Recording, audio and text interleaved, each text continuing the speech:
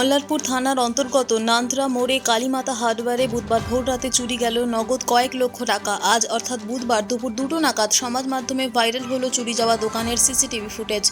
আবারও জানাবো, কালীমাতা হাটবারে চুরি গেল প্রায় 2.5 থেকে 3 লক্ষ টাকা। ঘটনাটি ঘটেছে মল্লারপুর থানার অন্তর্গত নান্দ্রা মোড়ে কালীমাতা হাটবারে আজ ভোররাতে চুরি হয় এবং সিসিটিভি ফুটেজ প্রকাশ্যে আসে।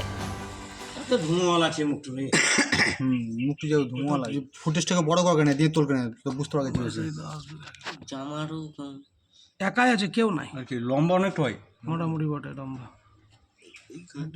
এই যে চশমা পড়ে আছে, ওই চশমা পড়ে আছে, এইখানে পড়ে ডয়াটা যখন খুঁজে তখন কিন্তু হ্যাঁ যা হবে চশমা খুলেই নি, ওরকম চশমা পড়েই আছে। ঠিক আছে, থাক না, চশমা কলকাতাটা থানায়। আরে সে যদি তুমি বলছো আমাদের ভালো চুরি হতো নাকি রে?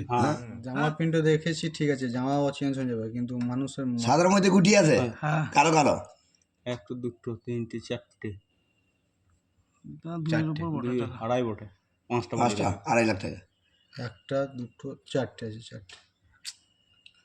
তারপর আগে লিজে প্রথমে এসে হ্যাঁ, ছোটকুটা নিয়ে তখন আমাকে ফোন করে বলেছে সঙ্গে গেছো তো?